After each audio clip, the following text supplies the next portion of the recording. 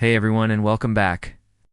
Today, we're diving into the world of folklore to talk about one of the most clever, mischievous, and beloved characters ever, Anansi the spider. You've ever heard a story about a witty spider who outsmarts everyone? You've met Anansi. But who is he, and where do his stories come from?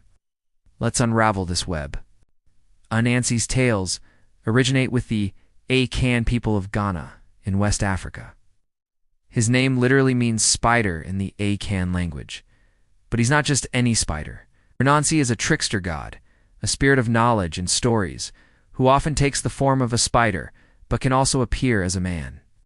He's a character full of contradictions, sometimes a hero, sometimes a troublemaker, but always incredibly smart. The most famous Anansi story is about how he brought all stories to the world. Back in the beginning, the sky god, Nyame, kept all the stories locked away in a golden box. The world was a quiet, boring place without them. Anansi decided he wanted to change that. So, he spun a long, long web all the way up to the sky to speak with Nyame. When Anansi arrived, Nyame just laughed. A tiny spider asking for the world's stories. To prove his worth, Nyame gave Anansi for seemingly impossible tasks. He had to capture Onin the python, Osibo the leopard, the Moboro hornets, and Mawasha, the fairy. These were the most fearsome and elusive creatures in the world. Anyone else would have given up, but not Anansi. This is where his famous cleverness comes into play. First, for the python, Anansi started a loud debate with his wife, Aso, right near where the python lived. He shouted, "He is longer," and she shouted back, "No, he's shorter." The python, curious and a bit vain, slithered over and asked what the argument was about. Anansi explained they were arguing about the python's true length. He suggested they measure him against a long palm branch to settle it once and for all.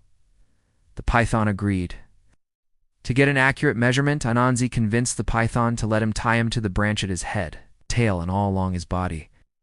Once the python was completely tied up and helpless, Anansi just picked up the branch and carried him away. 1 down, 3 to go. Next were the hornets. Anansi carved out a gourd, filled it with water, and found the hornet's nest. He poured some water over himself, and then threw the rest up at the nest, shouting, "It's raining, it's raining. Quick, come hide in my dry gourd before you all get soaked." The hornets, believing him, swarmed right into the gourd. Anansi quickly plugged the hole, trapping them all inside. Down. For Osibo, the leopard, Anansi dug a deep pit in the leopard's usual path and covered it with branches and leaves. The leopard, as expected, fell right in. Anansi then offered to help him out using his webs. But instead of pulling him out, he tricked the leopard into a position where he could be tied up and captured. 3 down. Finally, the fairy. Anansi made a little doll, covered it in sticky tree sap, and placed a bowl of yams in its lap. He then hid nearby. The fairy came along, saw the doll eating her favorite food, and got angry. She told the doll to share, but the doll didn't answer. The fairy got so mad she hit the doll, and her hand got stuck in the sap. She tried to pull free with her other hand, and that got stuck too. Soon, she was completely trapped.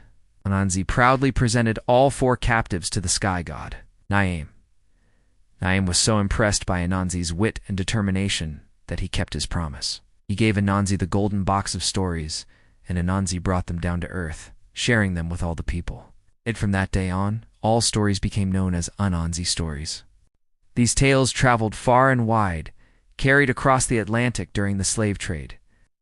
In the Caribbean and the Americas, Anansi became known by different names, like Aunt Nancy or simply Spider-Man, becoming a powerful symbol of resilience and hope, showing how the small and seemingly powerless can outsmart the strong and oppressive through sheer brain power.